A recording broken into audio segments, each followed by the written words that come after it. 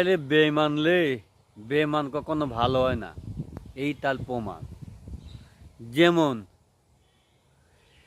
মানুষ বন্যার লিগিন মানুষ খাবার বিতরণ করতে গেছে, সেই খাবার মানুষের কাছে বিক্রি করতেছে। মানুষ খাবার দান করতে গেছিল, সেই দানের বদলে সেইটা বিক্রি করতেছে। সেটা আসলে কি করাটা ঠিক? আসলে করাটা ঠিক না। বেইমানের প্রমাণ মানুষ হয়তো এইভাবেই দেয়।